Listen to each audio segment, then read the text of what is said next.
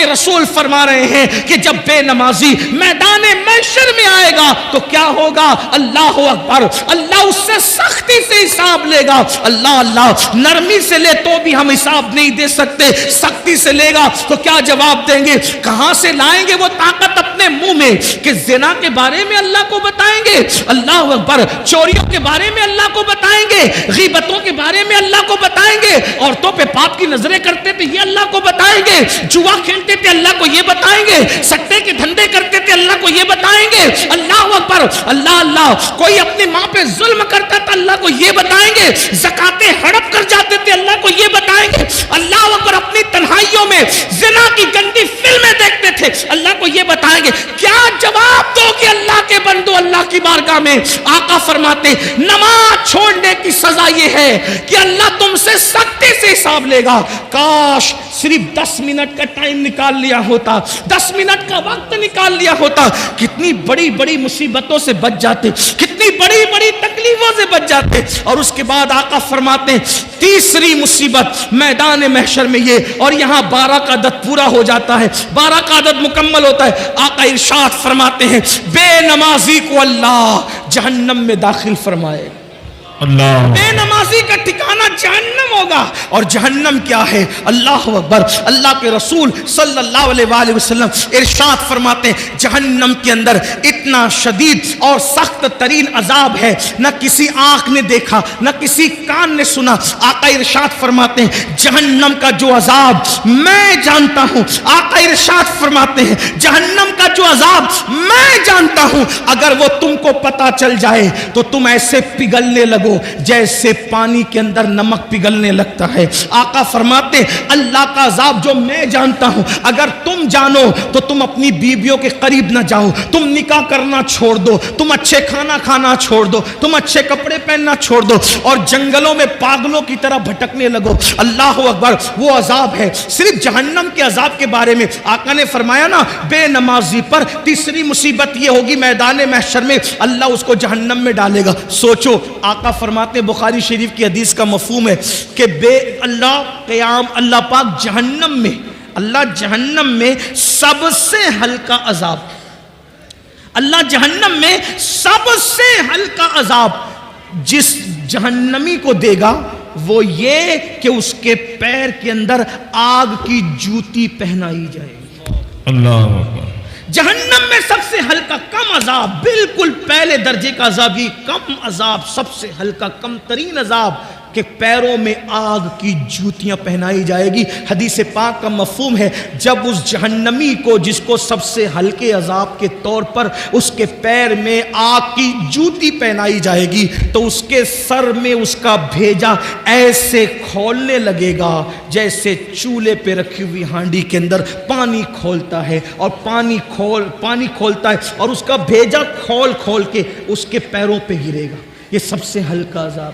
ایک حدیث پاک ہے جب جہنم کو بیل کے ناک کے ایک سوراخ کی طرح، بیل کے ناک کے ایک سوراخ کی طرح مشرق میں کھولا جائے گا تو مغرب میں جتنے لوگ کھڑے ہوں گے ان کی ناک سے بھیجا بھے کر کے گرے گا، بھے کر کے گرے گا۔ جس کو پورا جہنم میں ڈالا جائے کیا حال ہوگا میرے بھائیوں؟ صرف 10 منٹ، صرف 10 منٹ کیا ہوتا ہے؟ اگر مجھے یقین ہوتا نا کہ میں ایک ایک کے پیر پکڑوں گا تو وہ نمازی بن جائیں گے، میں کوئی مبالغہ نہیں کرتا، میں تمہارے پیر پکڑ کے کہتا نمازی بن جاؤ، کیونکہ دنیا اور آخرت کی ساری مصیبتیں نماز چھوڑنے کی وجہ سے، گناہ پر دلیری نماز چھوڑنے کی وجہ سے۔ مسجدوں کو آباد کرو، بچے کو نمازی بنا دو، گھر میں نماز کا ماحول بناؤ۔ سالن میں نمک زیادہ ہونے پہ بیوی کو مارا ہے، کبھی نماز کے لیے ناراض بھی ہوئے بیوی سے؟ بچہ اسکول نہیں گیا تو اس کو مارتے ہو، بچہ نماز نہیں گیا تو کبھی اس کو مارا ہے؟ نماز کو اہمیت دو، اور اگر سن لو نماز نہیں پڑھو گے تو پھر سن لو سیدنا فاروق اعظم کو جب زخمی کیا گیا شہید کرنے کے لیے، پورے بدن سے خون رس رہا تھا، آپ نماز کی تیاری کر رہے تھے، لوگوں نے کہا امیر المومنین پورے بدن سے خون رس رہا ہے اور آپ ابھی بھی نماز کی تیاری کر رہے ہیں، تو فاروق اعظم نے فرمایا لوگوں میں نے اللہ کے رسول سے یہ فرماتے ہوئے سنا کہ جس کی نماز نہیں اس کا دین نہیں۔ سبحان اللہ اللہ کے رسول علیہ السلام فاروق اعظم بیان کریں جس کی نماز نہیں اس کا دین نہیں، جس نے نماز چھوڑ دی اس کا دین میں کوئی حصہ نہیں، جس نے نماز چھوڑ دی اللہ نیکوں کی دعا سے اس کا حصہ ختم فرما دیتا ہے۔ سوچو کتنا بڑا نقصان ہے، صرف 10 منٹ کا وقت نہ نکالنے پر کب تک غفلت کرو گے، کب تک رنگریلیاں کرو گے، کب تک دنیا کی رنگریلیوں میں رہو گے، کب تک دنیا کی موج مستیوں میں رہو گے۔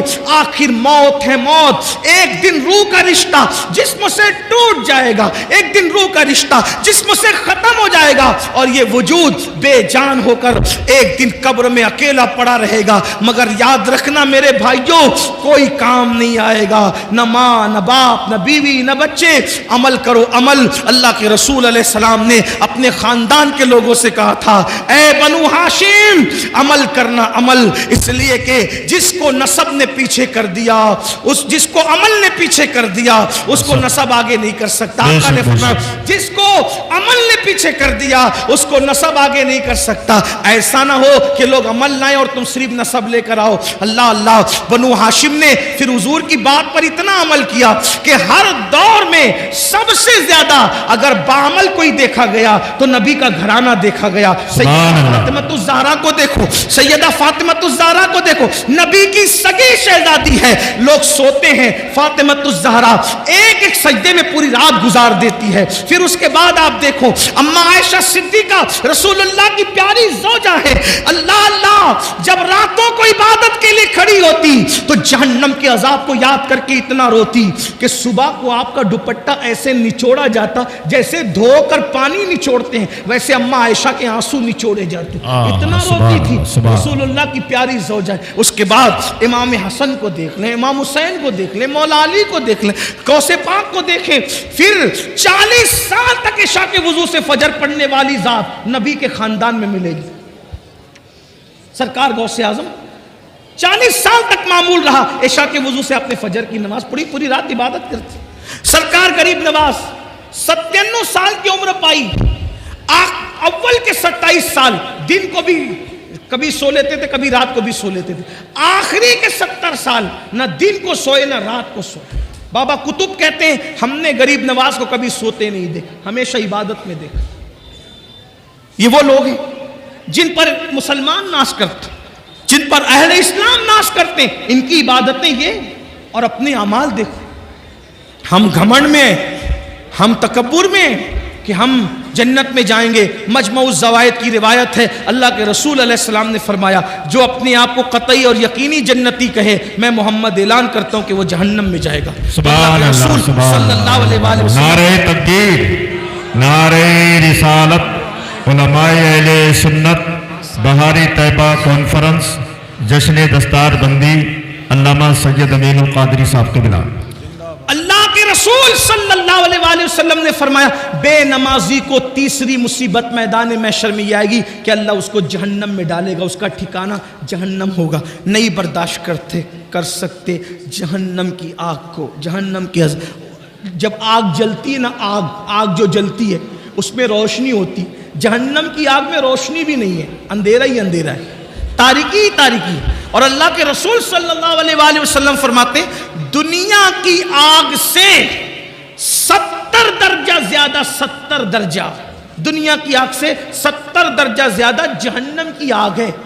اور یہ جہنم کی آگ کیا ہے؟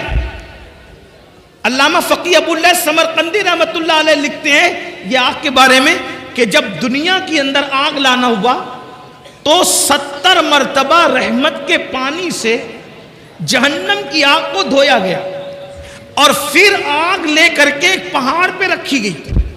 جب وہ آگ پہاڑ پہ رکھی گئی تو پہاڑ جل گیا اور وہ آگ جہاں سے آئی تھی جہنم سے واپس چلی گئی۔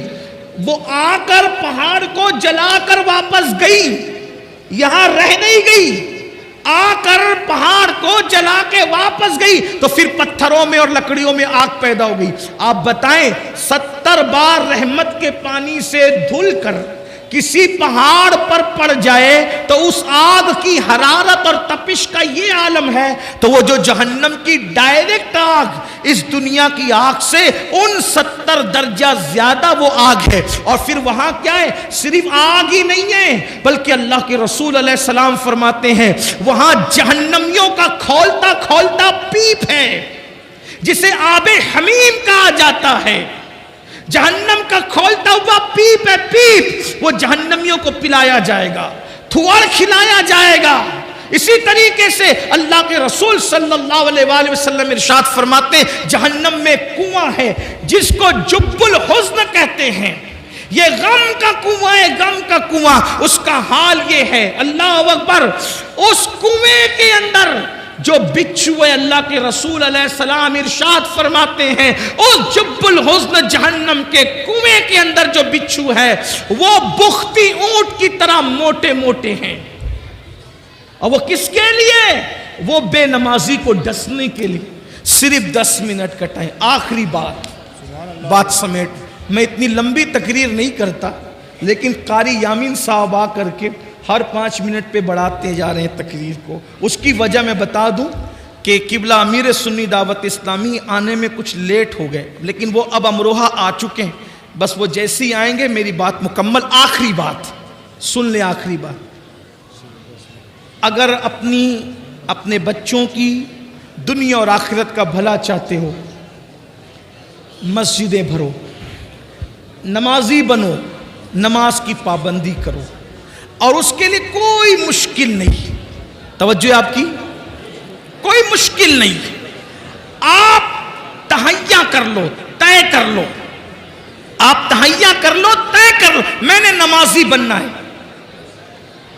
آپ جب دل میں پکا ارادہ کر لو گے کہ میں نے نمازی بننا ہے، ایک وقت تو تم پکا ارادہ کرو، اللہ پاک اپنے بندوں کے ساتھ گمان کے ساتھ فیصلہ فرماتا ہے۔ بندہ جیسا گمان کرتا ہے اللہ اس کے مطابق فیصلہ فرماتا ہے۔ اگر میرا اللہ چاہے تو بشر حافی کو بغداد کے شراب خانے سے اٹھا کر کے مسجد کی کبوتری بنا دیتا ہے، کعبے کا مجاور بنا دیتا ہے۔ اس لیے بندہ کوشش کرے، اللہ ارشاد فرماتا ہے والذین جاہدوا فینا لنہدینہم سبلنا، جو ہماری راہ میں کوشش کرتے ہیں ہم ان کے لیے راستے پیدا کر دیتے ہیں۔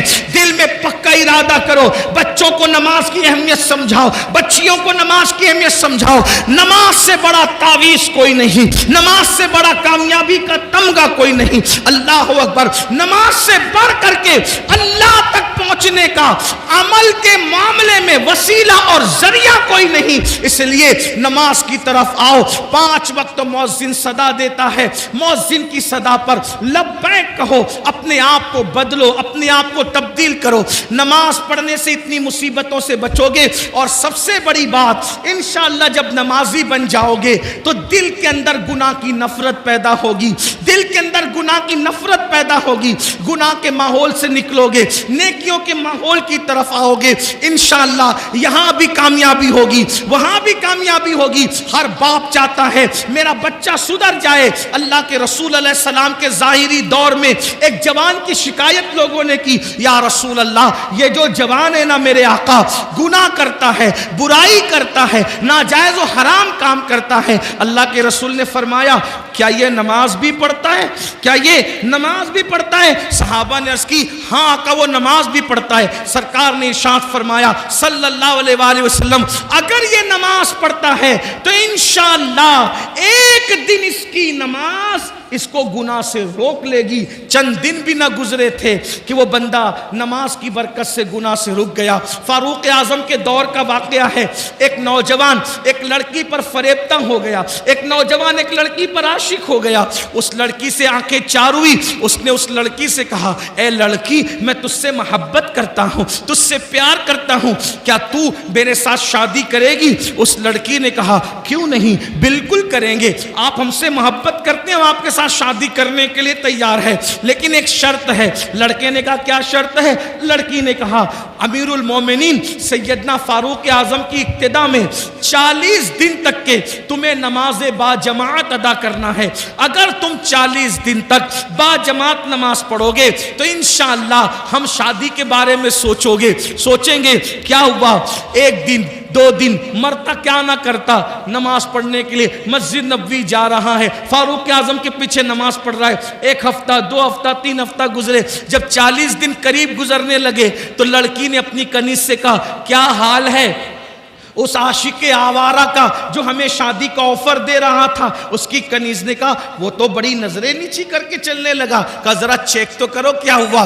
جب اس لڑکی کی کنیز اس لڑکے کے پاس گئی، کہا آپ نے تو میری ملکہ سے شادی کا آفر کیا تھا اور اس نے 40 دن تک نماز کا لیے کہا تھا، بتائیں کیا خیال ہے؟ تو اس نوجوان نے کہا اب ہم شادی کے بارے میں سوچتے ہی نہیں ہیں، اس لیے کہ جب تک دل میں یار نہیں بسا تھا دل ادھر ادھر آوارگی کرتا تھا، یار کا پیار دل میں بس گیا ہے، اب کسی کی گنجائش ہی باقی نہیں رہ گئی ہے۔ تو یہ نماز کی برکت ہے۔ قرآن کہتا ہے ان الصلاۃ تنہا عن الفحشاء والمنکر، بے شک نماز ہر برائی سے ہر بے حیائی سے روک لیتی ہے۔ اپنے بچوں کو سدھارنے والوں، بچے تعویذ سے نہیں سدھریں گے۔ اپنے بچوں کو سدھارنے والوں، بچے مار پیٹ سے نہیں سدھریں گے۔ اپنے بچوں کو سدھارنے کا خواب دیکھنے والوں، گالی گلوچ سے بچے نہیں سدھریں گے۔